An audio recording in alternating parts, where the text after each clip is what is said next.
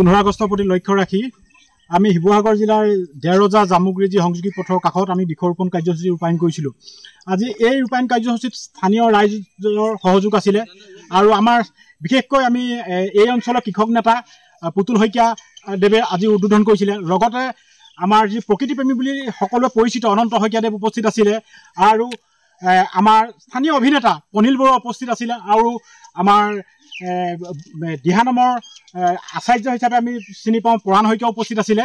এতিয়া আমি এই কাৰ্যসূচীৰ দ্বাৰা আমি এই অঞ্চলটো বিশেষকৈ খামুন অঞ্চলৰ এই অঞ্চলটো আমি সেউজীকৰণৰ কথা চিন্তা কৰিছোঁ আৰু স্থানীয় ৰাইজে বিভিন্ন সময়ত দাবী তুলি আহিছিলে, আমাক কৈছিলে যে এই পথটোৰ কাষত বৃক্ষৰোপণ কাৰ্যসূচী কৰিব লাগে আৰু গছপুলি ৰুই পেলাই গোটেই পথটো সেউজীকৰণ কৰিব লাগে, এই কথাটো দাবী জনাই আহিছিলে।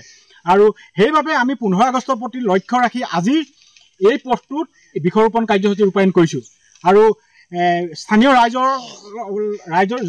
যিসকল ৰাইজ উপস্থিত আছিলে সেই সকলোলৈ মোৰ ধন্যবাদ থাকিল আৰু সকলোৱে সহযোগ কৰিছে। আশা কৰিছোঁ এতিয়া যিখিনি আমি গছপুলি প্ৰায় 70টা গছপুলি আজি ইয়াত ৰোৱা হৈছে, এই 70টা গছপুলি যেন আগন্তুক সময়ত ভালকৈ পৰিচালনা কৰি যেন তেওঁলোকে ডাঙৰ দীঘল কৰিব পৰা হয়। মই আশা কৰিছোঁ স্থানীয় ৰাইজৰ ওপৰত বেছি গধুৰ দায়িত্ব থাকিব। এইখিনিয়ে কৈ মই মোৰ ক'বলগীয়া আজি 15 আগষ্টৰ যি বৃক্ষৰোপণ কাৰ্যসূচী মই বক্তব্য সামৰণি মাৰিছোঁ। জয়তে স্বাধীনতা দিৱসৰ শুভেচ্ছাসমূহ অসমবাসী ৰাইজক জনালোঁ। দ্বিতীয়তে আমগুৰি নৱনিৰ্মাণ সমিতিৰ সমূহ কৰ্মকৰ্তাক আমি ধন্যবাদ জ্ঞাপন কৰিছোঁ। তেখেতসকলে এই মহান কাৰ্যসূচী হাতত লোৱাৰ বাবে। আমি গুৰুজনাৰ বাণী হৈছে এক বৃক্ষ দশপুত্ৰ হ'ম, এই অমৃতবাণী হেৰুগত কৰি আমগুৰি নৱনিৰ্মাণ সমিতিয়ে যি উদ্যোগ লৈছে আমি শলাগ লৈছোঁ আৰু স্থানীয় ৰাইজৰ সহযোগত আজি এই কাৰ্যসূচীত অংশগ্ৰহণ কৰিবলৈ পাই নিজকে ধন্য মানিছোঁ। আমি বৃক্ষৰোপণ কৰিলেই নহ'ব, এই বৃক্ষ প্ৰতিপালন কৰাৰ যিটো দায়িত্ব সেই দায়িত্বটো স্থানীয় সকলো লোকে ল'ব লাগিব আৰু বিজ্ঞানৰ মতেও গছ থাকিলেহে জীৱ থাকিব। এই পৰম সত্য হেৰুগত কৰি আজি এই কাৰ্যসূচী লোৱাৰ বাবে আমগুৰি নৱনিৰ্মাণ সমিতিৰ সমূহ কৰ্মকৰ্তাক আমি ধন্যবাদ জ্ঞাপন কৰিছোঁ। আমাৰ এই কাৰ্যসূচীলৈ স্বাগতম জনাইছোঁ। আপুনি প্ৰতিজন নৱজাতকৰ বুদ্ধি কৰ্মত একোটিকৈ গছপুলি ৰোপণ কৰি আহিছে আমি দেখিছোঁ। আৰু কি উদ্দেশ্য লৈ আপুনি এই গছপুলি ৰোপণ কৰিছে আৰু বৰ্তমানলৈকে আপুনি কিমান বৃক্ষ ইতিমধ্যে ৰোপণ কৰিছে? ধন্যবাদ পুতুল শইকীয়া। আমি নৱজাতকৰ যি শুদ্ধিকৰণ ব্যৱস্থা আমাৰ সমাজত চলি আছে, সেই শুদ্ধিকৰণত আমি একোটিকৈ গছপুলি ৰোপণ কৰি আহিছোঁ বা এই শিশুসকলৰ জন্মদিনত আমাক যেতিয়া নিমন্ত্ৰণ কৰে সেই জন্মদিনতো আমি গছপুলি উপহাৰ দিওঁ। তাৰ উদ্দেশ্য এটাই যে আমি বিজ্ঞানেও আমাক কৈছে গছ থাকিলেহে জীৱ থাকিব।